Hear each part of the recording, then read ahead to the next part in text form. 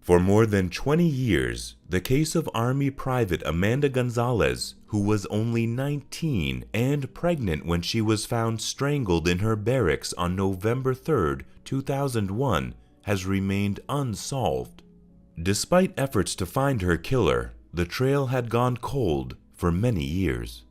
During the Cold War, Hanau, Germany was developed into a significant United States Army aviation center, referred to as Fliegerhorst Army Airfield. In 1952, various construction ventures were initiated to re-establish the airfield's military identity. These initiatives included the construction of barracks, hangars, administrative buildings, and other facilities necessary to support the military personnel and their aircraft. As a result, Hanau became an essential facility for the U.S. military during the Cold War. Amanda was born on December 8, 1981 in Hearne, Robertson County, Texas, to her parents, Gloria and Santos Gonzalez. Unfortunately, their parents separated when she was still young. Yet, Amanda wasn't deprived of fatherly love in her life. Her mother, Gloria, met a man and got married to him. From 1986, when she was just 5 years old, she lived with her stepfather, Michael Bates. Amanda spent her formative years in Madisonville, Texas, excelled academically throughout high school, and harbored a passion for becoming a pediatric physical therapist. Private Gonzalez possessed a desire to explore the world. Hence, when the chance to enlist in the Army and serve in Europe after she graduated Madisonville High School in 2000 came up, Amanda seized it without hesitation. "I'm in," Gloria recollected her daughter saying. In March 2001, Amanda was deployed to Germany. In the picturesque German town of Fliegerhorst, where the sounds of military drills and aircraft filled the air, Amanda Gonzalez would spend the following months honing her skills as a cook in the U.S. Army. Away from her home in the Lone Star State of Texas, Amanda felt a sense of excitement and adventure, eager to take on new challenges and opportunities.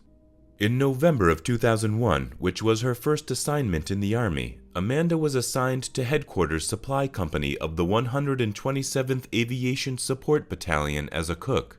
Amanda was anxious and happy to tell her mother about her pregnancy, so she picked up the phone and decided to tell her immediately. With a trembling voice, she revealed to her beloved mom that she was expecting a child despite being only 19 years old and on her first assignment in the Army. Despite the shock and unexpected news, Amanda's mother, Gloria Bates, could sense the joy and anticipation in her daughter's voice as she shared her plans to name the child Alicia Marie. As Amanda navigated the challenges of being a young, pregnant soldier in a foreign land, she knew that the love and support of her family back home would be her guiding light.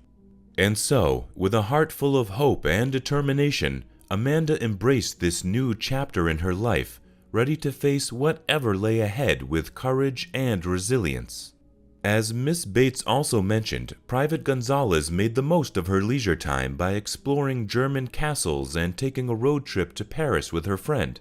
However, she confided in her cousins that she was a victim of bullying by some female counterparts on the military base who were eager to engage in physical confrontations.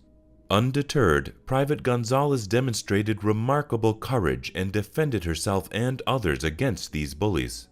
Ms. Bates said that they referred to her as Firecracker because she was always prepared to explode.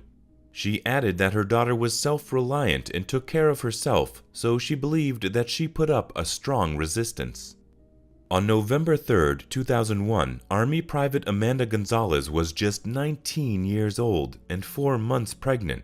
When she did not report for work, which was highly unlike Amanda, soldiers broke down the door to her barracks and found her lifeless body. She had been strangled, and her death was considered a brutal and violent crime. Her death was classified as a homicide caused by suffocation. According to the FBI, she was 4 months pregnant. The investigation into her death likely involved interviews with her colleagues and friends, forensic analysis of the crime scene, and other methods of evidence gathering. However, it appears that none of these efforts were able to lead to a breakthrough in the case, and the trail of her killer went cold. Despite an investigation by military authorities and the civilian police, her killer was not identified, and the case remained unsolved for over 2 decades. This means that the person or persons responsible for her death have remained at large for longer than Amanda Gonzalez lived, which is a tragic and sobering realization. The fact that this case remained unsolved for so long is a reminder of the devastating impact that violent crime can have on individuals, families, and communities. It also highlights the challenge that law enforcement agencies face when trying to solve crimes, particularly when evidence is scarce or leads are few and far between. For 20 long years, the family of the victim was left in a state of unrelenting despair and unimaginable agony. The perpetrator of the heinous crime, the culprit who took away the life of an innocent woman, remained free and unpunished, while the loved ones of the victim were left to pick up the shattered pieces of their lives. Despite the unbearable pain and anguish that she was forced to endure, Gloria refused to let the memory of her daughter fade away into obscurity. She valiantly fought to keep the investigation alive, tirelessly seeking justice for her child who was taken away from her far too soon. With unwavering determination, the mother wrote letters to members of Congress, begging them to take action and bring the perpetrator to justice. She even reached out to popular television shows like Dr. Phil and America's Most Wanted, hoping that the wider exposure would help to turn up new leads and bring the killer to justice. But despite all of her efforts, justice remained elusive. The years continued to tick by, and still no one was charged with the crime. It is difficult to imagine the pain and heartbreak that Gloria Bates and her family must have felt, knowing that the person responsible for their loved one's death was still out there, free to live their life without any consequences. The Army commemorated the 10th anniversary of Private Gonzalez's death in 2011 by offering a $125,000 reward for information. Army investigators were hoping that the reward would encourage people to come forward with any relevant information that could help solve the case. CID spokesman Chris Gray stated that keeping the reward to $125,000 demonstrated their determination to solve the case and bring the responsible person or persons to justice. He further added that they were confident that someone out there had information regarding the untimely death of the soldier and her unborn child, and that they were not giving up. Gray strongly encouraged anyone with information to contact them immediately. Despite the offered reward, no progress was made in solving the case. It remains unsolved or cold. The FBI allegedly called Gloria 22 years after the murder to inform her that an arrest had finally been made. Unfortunately, the specifics of how police located and arrested the perpetrator have not been made public. Authorities detained 42-year-old former soldier Shannon L. Wilkerson on February 23, 2023 on suspicion of killing Gonzalez, they announced. He was later discovered to have been a member of the armed forces during the time of Gonzalez's demise. He was discharged from active duty in 2004, just 3 years after Amanda's death. The investigation was being assisted by the Department of the Army Criminal Investigation Division, though privacy regulations prohibit the divulgence of any soldier's discharge characterization.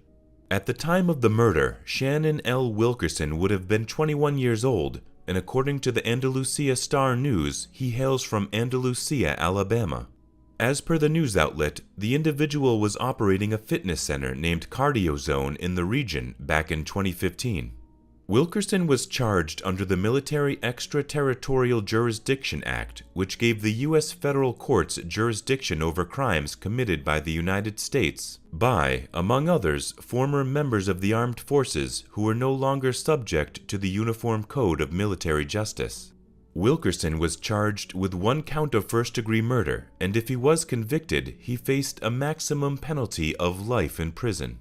According to court documents, the defendant entered a plea of not guilty during a hearing held after his arrest on February 23, 2023. It has been reported that a trial date has been scheduled for March 27, 2023 in Pensacola, Florida. Ms. Bates, the mother of Amanda Gonzalez, has been informed by investigators that DNA evidence is being examined in the case, although it is unclear whether DNA evidence has linked Mr. Wilkerson to the crime. She plans to attend Mr. Wilkinson's detention hearing in the U.S. District Court for the Northern District of Florida, which is scheduled to take place in March.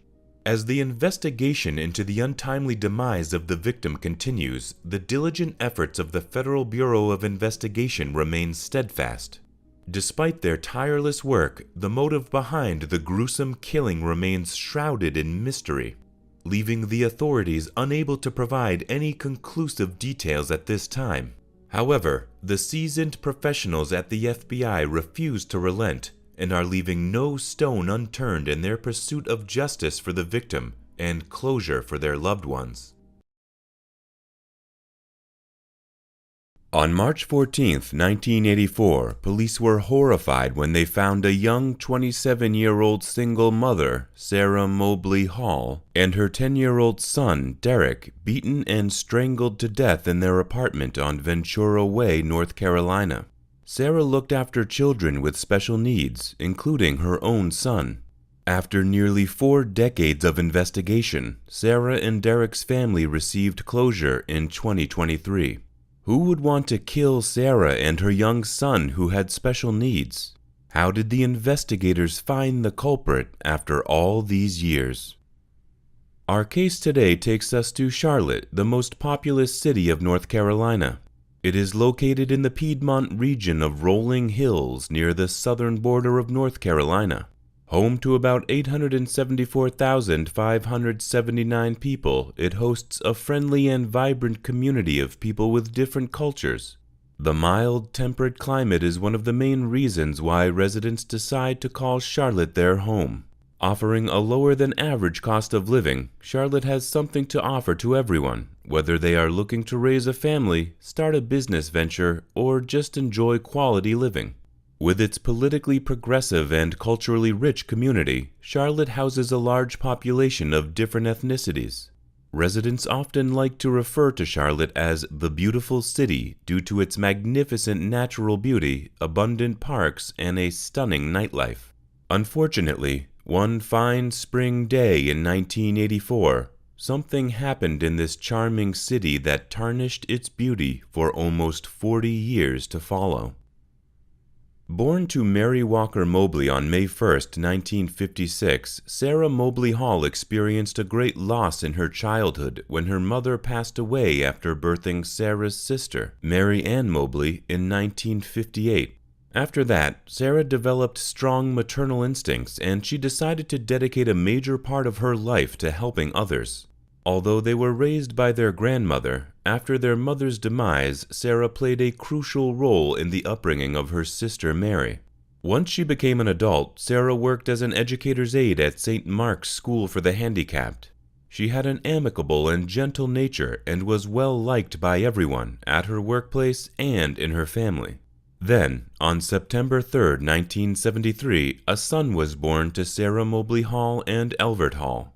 Derek Dion Mobley was raised by his mother alone and was a student of Newell Elementary School. Sarah had devoted her life to taking care of her son, who needed special attention, and also other less fortunate kids who needed extra care. Sarah lived with her son on Ventura Way, North Charlotte, near the complex along Reagan Drive, which is now referred to as Somerset Apartments. Both of them were really close to each other. Derek was full of smiles and just as amiable as his mother. He seemed to share a special bond with Sarah. He also shared a friendly relationship with his Aunt Mary, who used to visit them often. Since Sarah was a single mother, her sister used to help them out and spend time with them.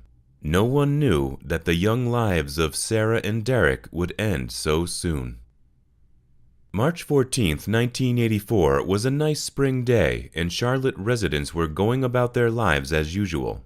On the same day, a few neighbors noticed a foul smell coming from Sarah's apartment.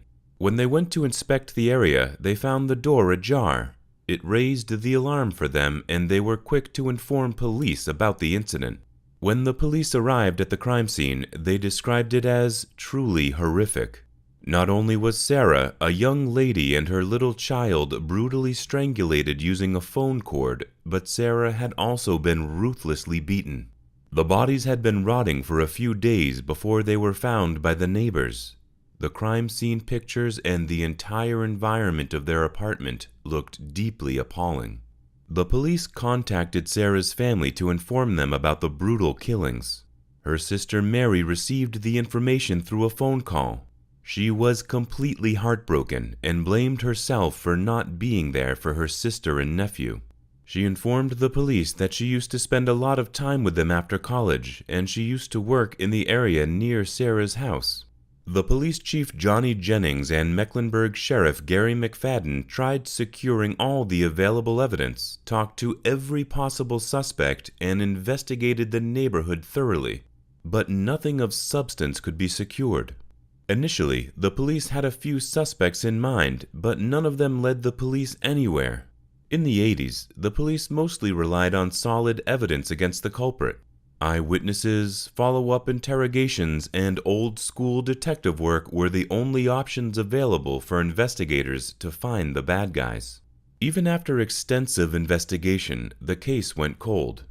Though different detectives reopened the case time and again, no new leads could be found. Police Chief Johnny Jennings reopened the case in 1998 and investigated the case further.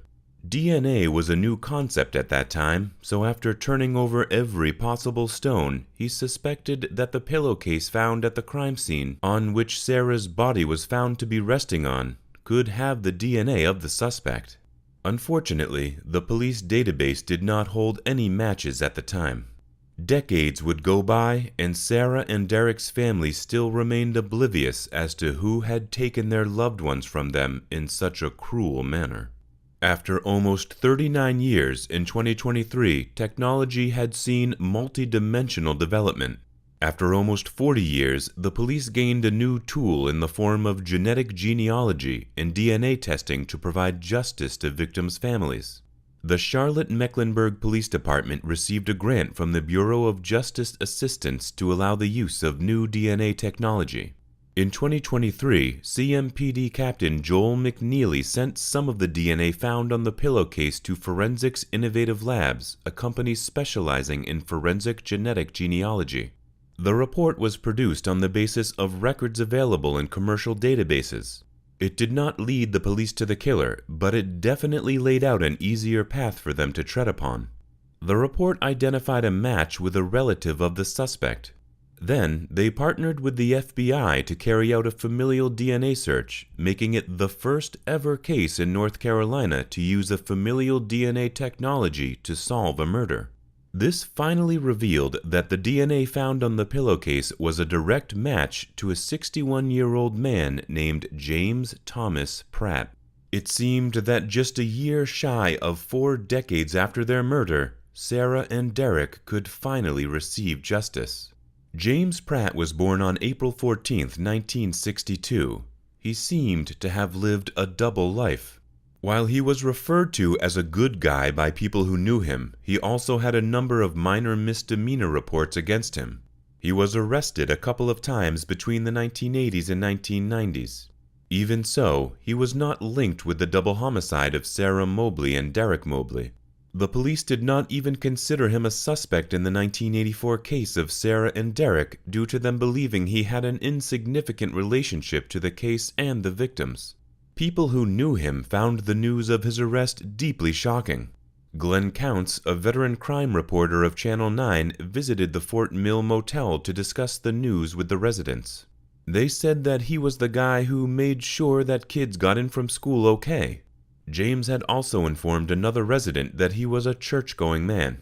He was employed as a handyman in North Carolina for about 2 years. The resident stated that he was a good person who helped them with the installation of car batteries or checking on the kids. But there was a dark side to this good church-going man. His criminal history covered almost 2 decades. In 1982, he had a drug charge against him. Not long after it finally dusted off, in 1987, he was charged with a car break-in. Just a few years later, he was called in for assault and battery in 1991. It had hardly been a year before he was arrested for an assault on a female. This time, a decade went by until he was arrested for another assault case. These charges did not stay for a long time, as they were quickly disposed of. But after almost 40 years, a solid case has been built against him. At the time of the murders of Sarah and Derek, James Pratt was 22 years old and lived in the neighborhood. What's more surprising, he was even friendly with them. So although the motive had not been identified, he was definitely the one who murdered a young single mother and her innocent son who had special needs. James Thomas Pratt was staying in a hotel in York County off Highway 21 near Carowinds in South Carolina on February 1, 2023, when the police reached the hotel and arrested him. He was cooperative according to the officers. He has been charged with 2 counts of first-degree murder and no bond has been provided to him. He was extradited and is currently being held at the Mecklenburg jail.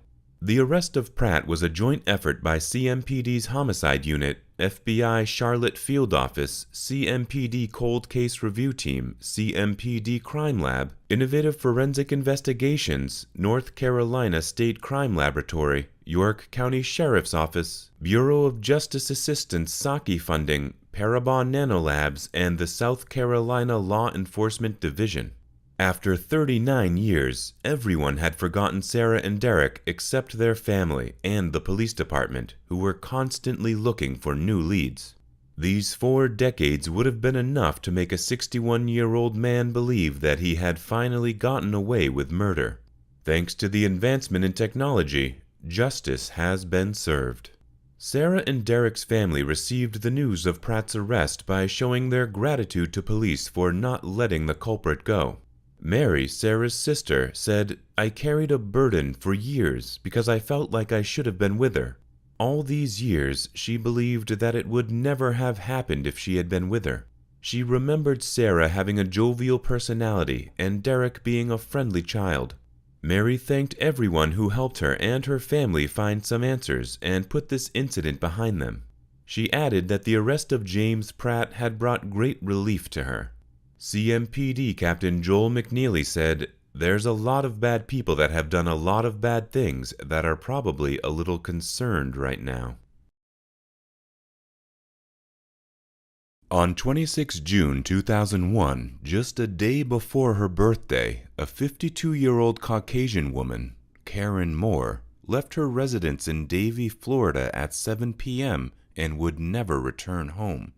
The next day, her 8-year-old daughter Christina would come home from summer camp for her mother's birthday, but her mother would not be there to pick her up. Thomas Stewart Moore and Olga Charlotte Moore were blessed with a baby girl on 27 June 1948. They named her Karen Elizabeth Moore. She also had a sister named Pam. As she grew up, Karen enjoyed cooking, hiking, sailing, and playing the piano. Karen had a keen interest in traveling since her childhood. Nobody would have predicted that she would travel away one day and never come back.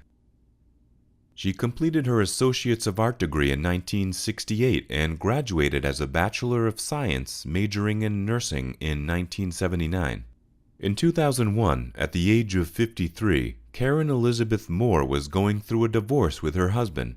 She had a restraining order against him. They had an 8-year-old daughter together named Christina, who Karen got full custody of.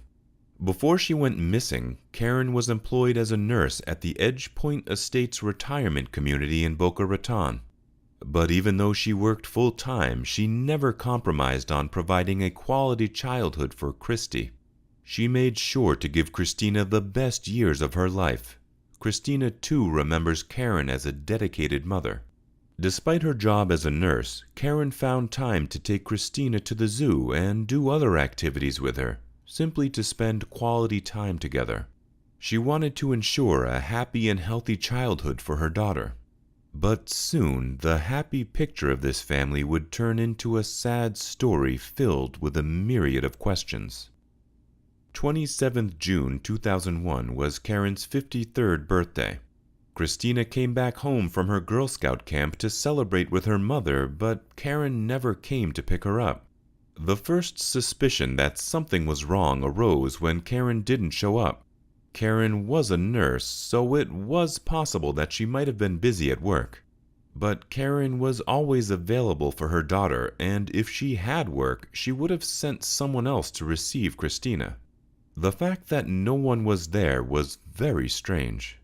As the day passed by, the story got even more mysterious. The previous day, on June 26, around 6:30 in the evening, Karen had paid her neighbor's son for mowing her lawn. That was the last time someone had seen her. She had then taken her white 1999 Saturn and left the house around 7 p.m. No one had any idea why she had left the house or where she could have gone. When she didn't return home, a police complaint was filed by Karen's sister, Pam Kleiss. Pam revealed that Karen had called her estranged husband to pick up Christina before leaving for work in the morning the day she disappeared.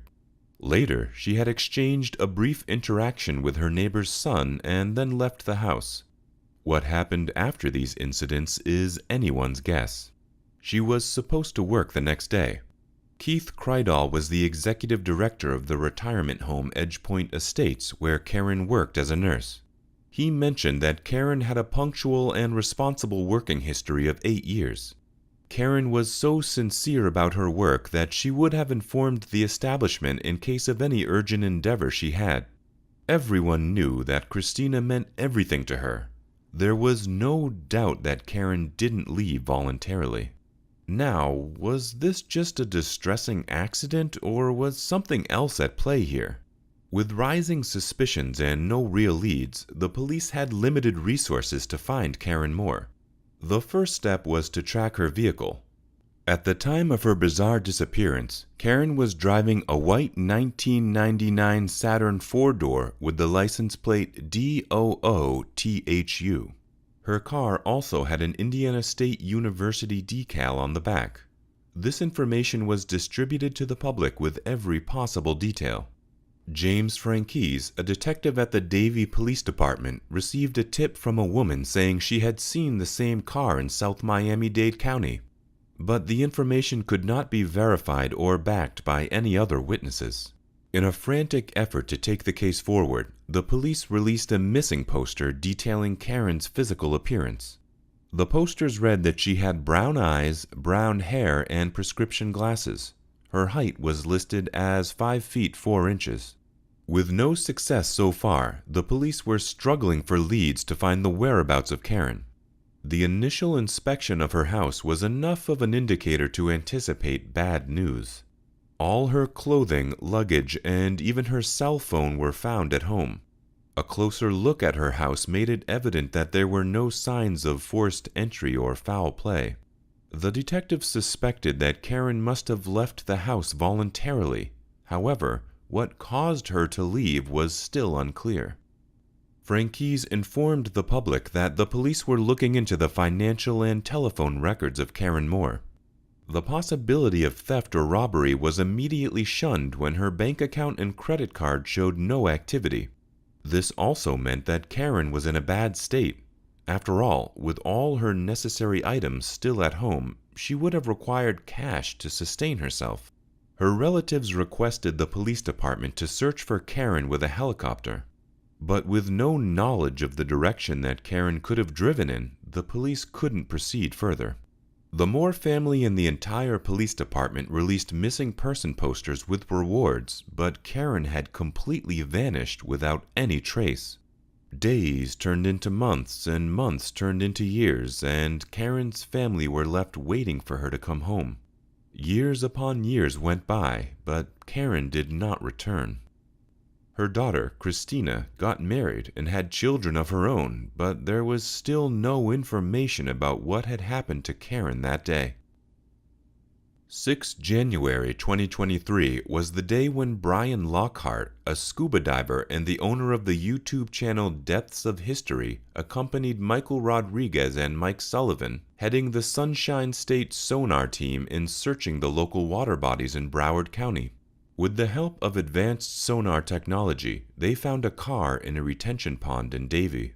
When Michael noticed his underwater sonar system lighting up, the entire team was quick to identify that they had hit the wheels of a car in the water. It took them about 15 minutes to finally find the car. When Britton dove to examine it, he found an open trunk and a license plate under 3 feet of muck. They knew they had found something substantial, but they were not sure about its details and whether it was related to any old cases. Britton quickly rushed to contact the Davie Police Department. Even 22 years after Karen's strange disappearance, Davie Police hadn't forgotten about her.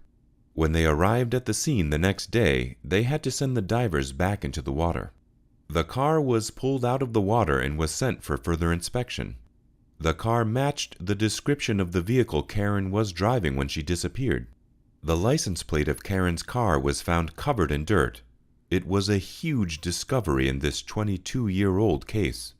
The pieces were finally falling in place. They found 2 bones inside the car, which later confirmed that Karen Moore had been inside the car when it entered the lake.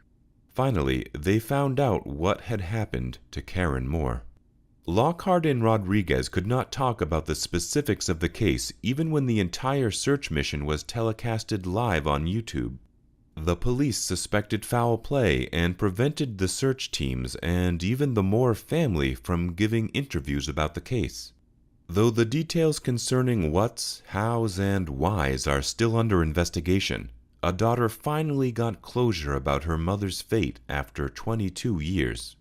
After Karen mysteriously disappeared, Christina was left in the care of her relatives. The comfort and closeness that she felt with her mother could never be substituted. She faced constant ups and downs in her early years. She even ended up in foster care for a time. In times like these, she would miss her mother and pray that she would be found or return home to her. She said, "Every life moment that every little girl hopes and dreams for, to have their mother with them. My own birthdays, when I got engaged and married. Now I have 2 kids. They don't get to know their grandmother." Undoubtedly, Christina Babert was very close to her mother. Even after all these years, she took to TikTok in 2021, mentioning how she would have liked a little more time with her mother. After 22 long years, Christina finally got some information about her mother. Christina could not get all the answers that had bothered her for years, but she showed her gratitude to police and search teams as she finally got to bring Karen back home and lay her to rest in peace. A further probe into the case of Karen Moore's disappearance is active and ongoing. Davie Police sent an email to Fox News Digital stating that they had a meeting with the detectives, but they could not comment on the case as it might hinder the possible outcome of the investigation. After the discovery of her remains in the pond, the next set of urgent questions appeared. How did Karen end up in the pond? If the police's suspicions are right, what was the motive behind this crime? Who was responsible for the 22 years of agony for Christina and the whole Moore family? Now that Karen has returned home after 22 years, all hope is not lost in her case. The dedication of the police department and the technological advancement in sonar systems resulted in a partial success. The answers may seem blurry right now, but justice for Karen may be just around the corner.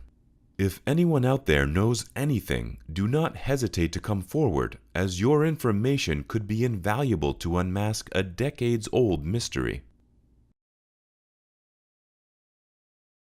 24-year-old Rita Coran was brutally murdered in her own apartment in Burlington, Vermont on 19th July, 1971. The killer left no clues, no fingerprints, and vanished into thin air. At the time, with forensic and DNA science being not as advanced as it is today, there was not much the police could do. For 52 years, the case lay cold and left investigators scratching their heads as they tried to comprehend what had happened. On 21st June 1947, Mary Eleanor Donahue Coran and Thomas F. Coran of New York City held their precious daughter for the first time and named her Rita Coran. Rita was the first child that the Coran family had welcomed. As time passed, they had 2 more children, and Rita got to welcome her 2 younger siblings. She was blessed with a loving and caring younger brother, Thomas Coran Jr., as well as a beautiful and kind younger sister, Mary Coran. The Coran family was well known and well liked in the area they resided, especially since her father Thomas was the zoning administrator for the community. Growing up, Rita was always a quiet and sweet presence, with a shy demeanor that belied her deep reserves of kindness and intelligence. She excelled academically and completed her graduation from Trinity College. She was always passionate about teaching. She completed her degree in primary education and took graduate courses at the University of Vermont. Rita lived with her family for 24 years until one day she decided to move out. It was the first time she had lived away from them, and she moved into an apartment on 17 Brooks Avenue in Burlington, Vermont, with 3 other roommates. She fulfilled her dream when she became a beloved 2nd grade teacher in Milton Elementary School. All her students loved her, and she made a lasting impact on their lives. One of her students, Jim Robar, still remembers her 5 decades later for an act of kindness she showed him when he was in the 2nd grade. While acting in a school play, he used a teddy bear as a prop, which he liked a lot, and after the play he asked Rita if he could keep it, and Rita allowed him to do so. Rita was also a talented singer and dancer, as she would often spend her time with her younger sister Mary, tap dancing and singing together. During the summer, Rita worked part-time as a chambermaid at the South Burlington Colonial Motor Inn, where she was known for her hard-working and diligent nature. She was loved by her co-workers and guests alike, who were touched by her warmth and sincerity. Can you imagine any reason for such a quiet, kind, and warm-hearted person to be killed so brutally?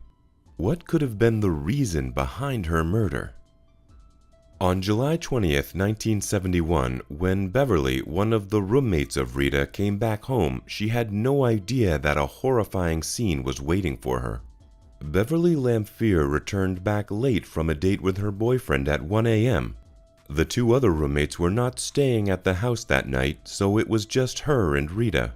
As she opened the door, she was immediately hit with the scent of iron, the unmistakable smell of blood. Her eyes adjusted to the darkness, and she saw a figure lying on the ground. As she got closer, she realized it was Rita lying partially nude, with blood all over her body. Her hair was still in curlers, and it looked like she had been preparing for bed when the attack happened. Beverly screamed out for her boyfriend, hoping he could somehow save her friend, but it was already too late. Rita was gone, her life snuffed out in a brutal and senseless act of violence. Beverly's mind raced with questions. Who could do such a thing? Why would someone hurt her dear friend? She immediately called the police as she was very scared and disheartened seeing her friend's demise. The darkness of the night was not comforting, and her mind was racing with thoughts about Rita. She had left her dear friend and roommate just a few hours ago, and Rita had been happy and excited to have the apartment all to herself. The silence of the night was deafening as Beverly and her boyfriend waited for the police to arrive. They couldn't understand why no one had heard anything. No screams, no sound of a struggle. It was like the killer had disappeared into thin air. After a short while, the police arrived at the scene and began the investigation. At first, investigators thought that Rita may have been murdered for money, but Rita's purse containing about $20 was found untouched, so it became clear that a robbery was not the motive. When investigators started to examine the whole apartment, they saw there were bloodstains in the kitchen, which indicated that the murderer could possibly have fled from there. After a thorough examination of the crime scene, the body was sent for an autopsy. The brutality of the attack was evident from the moment the chief medical examiner, Lawrence Harris, laid eyes on Rita's lifeless body. Her body was examined carefully, and they found violent bruises that covered her face and head. It was clear that she had fought for her life with everything she had, leaving behind signs of a fierce struggle. But in the end, it was the crushing grip of the killer's hands around her neck that had silenced her forever. As if the physical violence wasn't enough, the killer tried to kill her in the most brutal way possible. Her torn clothes were found discarded under her body, a cruel reminder of the heinous act that had taken place. The details of the assault were too gruesome to imagine, and it was a small comfort that she had not been sexually assaulted. Investigators swarmed the area around 17 Brooks Avenue, searching for any clues that could help solve the brutal murder of beloved teacher and chambermaid Rita Curran. The air was heavy with the weight of the unsolved crime, and residents of the town were on edge, fearful that the killer might still be lurking among them. Investigators went door to door. They also talked and interrogated the people around 17 Brooks Avenue to see if anyone might have seen or heard something out of the ordinary in the hours leading up to the discovery of Rita's body.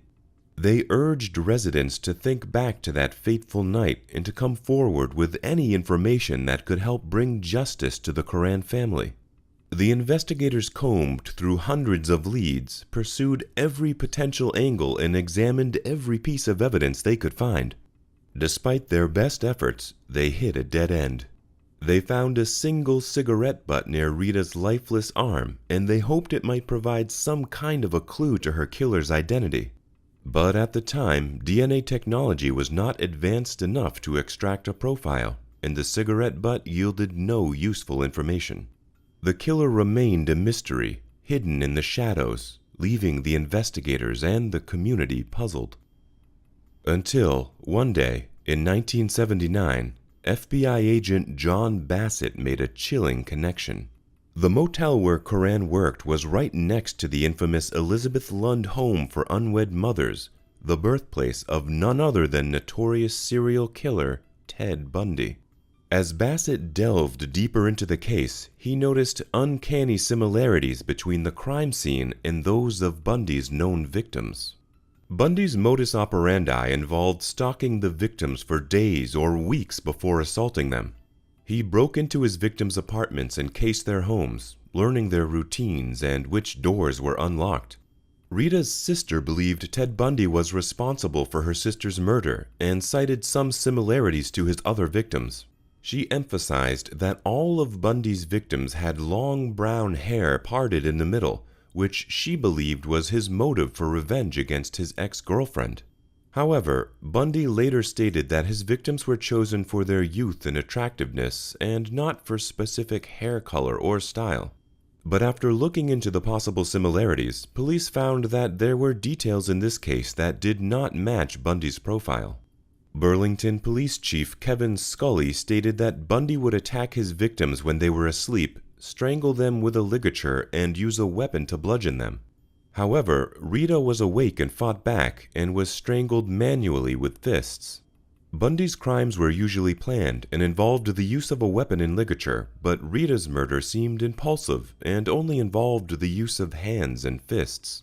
Before Bundy's execution on January 24, 1989, he denied committing any murders in Vermont, and the Burlington police stated that they had investigated the possibility of his involvement in the Rita Curran case and concluded that Bundy was elsewhere in the country at the time. Now they were left with no other clues that could lead them to the real killer of Rita, and again, the case slowly went cold. For decades, the case of Rita Curran's brutal murder remained a mystery to investigators. But in 2014, a tiny, seemingly insignificant piece of evidence became the key that would unlock the case. It was the cigarette butt, carelessly discarded near the victim's body that had lain forgotten for years. Detectives knew that it was a long shot, but they were able to extract a DNA profile from the cigarette butt and submit it to the National Criminal Database. But unfortunately, no matches were found. It was a puzzling and frustrating dead end. But Detective Lieutenant James Trebe refused to give up. He knew that this DNA profile could be the key to unlocking the case, but he needed to think outside the box. He realized that the person who left that cigarette butt may have never had genetic material entered into the database, possibly because they had never been convicted of a felony. Detective Lieutenant James Trebe refused to let the case of Rita Curran's murder go unsolved. In 2019, he made a bold move and gathered a team of experts to review the evidence, taking a fresh approach to the decades-old case. They combed through every piece of evidence with a fine-tooth comb, determined to find the missing puzzle piece that would crack the case wide open. Trieb knew that they needed a new strategy, and they found it in genetic genealogy. They decided to use this cutting-edge technique to analyze the DNA profile found on the cigarette butt discovered at the scene of the crime. They delved deep into DNA databases, hoping to find a match for the genetic material that had eluded them for so long. Their hard work paid off when an outside expert in genetic genealogy was able to connect the DNA to relatives of a man named William DeRoos. The relative they then contacted was the half-brother of DeRoos, who was willing to give them his DNA sample, and his DNA helped to finally conclude with certainty that DeRoos was the one who left behind the cigarette butt found at the scene of the crime. When police looked into DeRoos's whereabouts at the time of the murder, they found he was living 2 floors above Rita's apartment at 17 Brooks Avenue. With this breakthrough, they finally had the key to unlock the mystery of Rita Coran's murder. The investigation proceeded, and investigators now found additional DNA evidence on Coran's ripped housecoat that matched the DNA on the cigarette butt found near her body. This discovery strengthened the case against DeRoos as it linked him to the crime scene in a more concrete manner. They then looked into his past and found out that William DeRoos was married to Michelle in the summer of 1971 in Burlington, just about 2 weeks before the murder. They were newlyweds who were living in the same building, just 2 floors above Rita Coran when she was brutally murdered in 1971.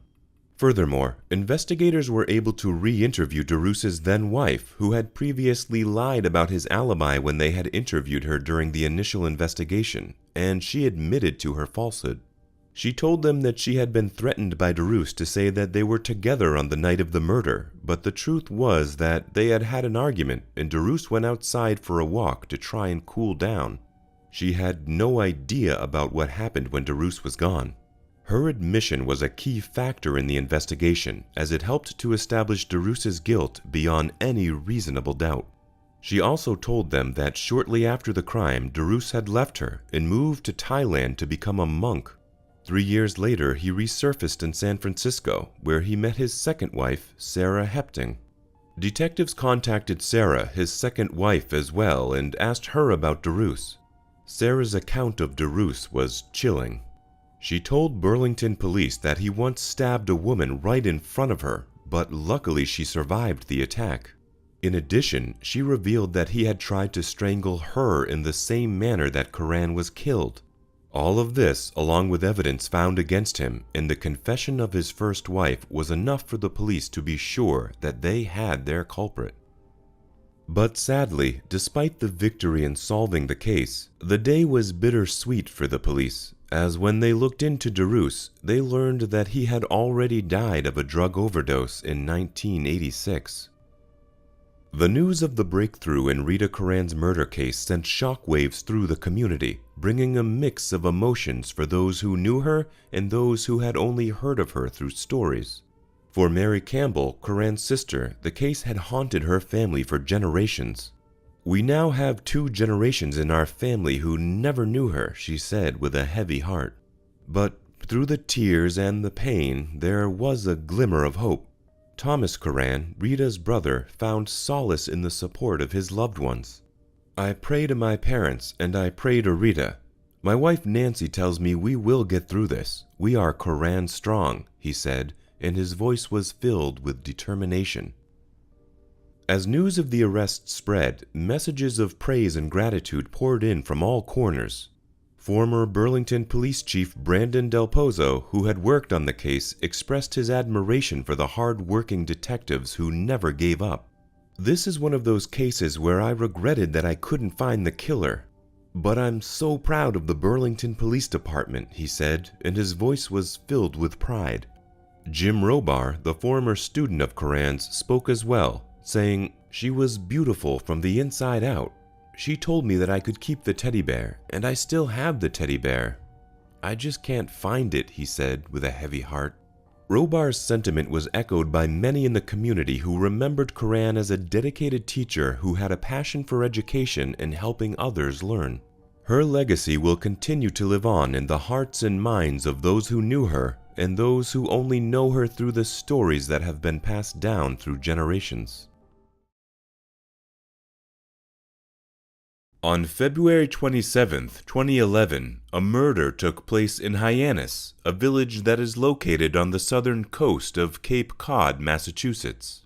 31-year-old Todd Lampley was shot dead through the window of his room. Some shocking evidence that was found at the crime scene connected some fictional stories to the murder. But despite this confusing evidence, it took 12 years to reveal the truth behind Todd's murder. Nestled on the southern coast of Cape Cod, Massachusetts is Hyannis, a picturesque city. It is a charming gem that sparkles with history, natural beauty, and endless activities. The village is surrounded by the serene waters of the Nantucket Sound, which provides stunning views of the sunset and plenty of opportunities for water sports enthusiasts. The quaint main street of Hyannis is dotted with colorful boutiques, art galleries, and restaurants that offer mouth-watering local seafood. For history buffs, the John F. Kennedy Hyannis Museum showcases the life and times of the 35th President of the United States, who loved spending summers in Hyannis. In addition to its cultural offerings, Hyannis boasts pristine beaches that offer a relaxing respite from the hustle and bustle of everyday life. This is where our case begins today. The night was quiet and peaceful on February 27, 2011, with a gentle breeze blowing through the streets of Hyannis, Massachusetts.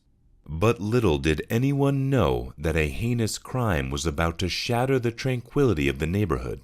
Todd Lampley, a young father and a beloved member of the community, was about to meet his untimely demise. As the night wore on, a concerned neighbor went to check on Todd.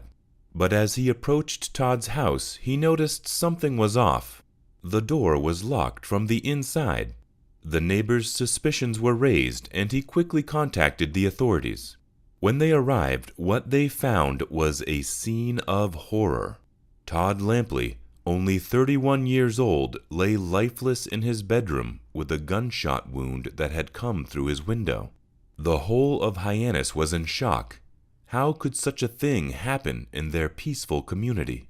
The investigation that followed would uncover secrets, lies, and unexpected twists that would leave everyone reeling. The investigators arrived at the address provided by Todd's neighbor, their hearts racing with anticipation and fear. They could only imagine the worst-case scenario, but nothing could have prepared them for what they saw. Todd's lifeless body lay on the floor, and blood was splattered all over the room. It was a gruesome sight. As they examined the crime scene, the investigators' shock turned into curiosity as they began to uncover the evidence. 3 shell casings and a black cell phone were found at the crime scene. It was obvious that Todd was mercilessly gunned down from the outside of his window. The investigators were left puzzled and with hundreds of questions racing through their minds. They combed the area around Todd's house, determined to uncover any clues that could lead them to the killer. No stone was left unturned, no lead left unexplored. The investigators knew that the key to solving the case lay in the details. So they went door to door, interviewing every resident in the area, looking for anyone who had heard or seen anything out of the ordinary on the night of the murders. They listened intently as people shared their stories, piecing together a timeline of events that would help them solve the case. The murder of Todd Lampley took a bizarre turn when investigators discovered an unlikely object at the crime scene. It was a sweet potato, which appeared to have been used as a silencer, muffling the sound of the gunshots. It was as if the perpetrator was taking inspiration from a hit HBO series, The Wire. In the gritty urban landscape of The Wire, a tragic scene unfolds in Season 1 as a woman is ruthlessly gunned down in her own home. The shooter, lurking outside her window in the darkness, taps on the glass to lure her closer before unleashing a fatal shot. This chilling scene echoes the real-life murder of Todd Lampley, who was also shot through his bedroom window on a fateful night in Hyannis, Massachusetts. But that's not the only way the HBO show influenced the murder. Apparently, in season 4 of the same show, one of the fictional police investigators solves a murder in which the shooter used a potato as a makeshift silencer when fatally shooting his victim. The similarities between this tragedy and the world of The Wire are eerie and haunting, a testament to the show's unflinching portrayal of life on the streets where a similar trick was used to mask a gunshot. The potato was carefully carved to create a hole in the center and placed over the barrel of a gun, muffling the sound of the shots that killed Lampley. To add to the intrigue, the cell phone found at the scene of the shooting was registered under the name of one of the show's characters, Marlo Stanfield. The connection between the show and the crime scene was puzzling to say the least. Investigators sent the sweet potato for testing, discovered DNA evidence on it as a crucial clue that could lead them to the killer. However, it would be years before investigators could connect someone with this DNA. But even then, investigators had another trail to follow. A handgun, believed to be the murder weapon, was later found to have been tossed in a nearby lake. It was later fished out by civilians and was then retrieved by the police. Luckily, detectives had another lead in their investigation at this point. DeVaris Hampton, a man with a troubled past and a prolonged criminal record, was wearing a GPS monitoring bracelet around the killing as part of his probation in an unrelated case. Location data on Hampton's GPS monitoring bracelet placed him at the exact location where the gun was thrown into the lake. Phone records revealed that Hampton had exchanged a flurry of calls and texts with a man who was present in Lampley's house at the time of the murder. But the biggest link was yet to be revealed. Detectives discovered that the suspect, DeVaris Hampton, had a previous connection with the victim, Todd Lampley. Hampton testified in court that Lampley was involved in the July 2007 murder of Jacques Sellers in the same neighborhood. Interestingly, Jacques was also murdered in the same manner, a gunshot through the window. It's as if Hampton was leaving a trail of breadcrumbs for investigators to follow. With every lead pointing to him, it was only a matter of time before justice was served. The web of lies and deception that Hampton had spun around himself was slowly unraveling. Yet he remained tight-lipped and refused to answer anything about the Todd Lampley case during questioning after getting arrested in an unrelated case just a few days after the shooting. It was a frustrating roadblock, but the investigators didn't give up. They were determined to get to the bottom of the case, no matter what it took. Years of painstaking work finally paid off when DNA evidence connected the murder to Hampton. In 2016, authorities obtained a DNA swab from Hampton without his knowledge by collecting some of his phlegm that he spit into a puddle. When the results came back, they were conclusive. The DNA on the sweet potato matched that of Hampton's spit. It was a breakthrough moment in the case. The puzzle was finally coming together. But despite this damning evidence, it still took 7 years to finally apprehend DeVaris Hampton. On February 24, 2023, now 40-year-old Hampton was taken into custody and charged with 1 count each of murder and assault and battery with a dangerous weapon for the fatal shooting of 31-year-old Todd Lampley. Authorities, however, declined to comment on what caused the delay. In a courtroom filled with tension and uncertainty, Hampton made his first appearance before a judge in Barnstable District Court on February 27, 2023, exactly 12 years after the fatal shooting. With a stern expression on his face, he firmly declared his innocence by pleading not guilty to the charges against him. Despite the gravity of the situation, Hampton remained composed and resolute, knowing that the legal battle ahead of him would be a long and arduous one. The courtroom fell silent as the judge set his next court date for April 5, 2023. The case of Todd Lampley's murder might have come to a conclusion and the suspect has been identified, but the investigation is far from finished. Assistant District Attorney Russell Enos has remained tight-lipped about the delay in the case, only stating that the evidence has been assessed. Meanwhile, Hampton's court-appointed attorney, Edward Fogarty, has promised a vigorous defense and expressed confidence in his client's innocence. The investigation into Todd Lampley's death was a long and burdensome process, but ultimately it is one step closer to justice. The use of a sweet potato as a silencer in the case is a reminder of the creativity that criminals can use to commit heinous acts. We hope that this video has shed some light on the dedication and hard work that law enforcement officers put into solving crimes and bringing perpetrators to justice. Please don't forget to like and subscribe to our channel for more true crime stories and updates on ongoing cases. Thank you again for watching, and we'll see you in the next video.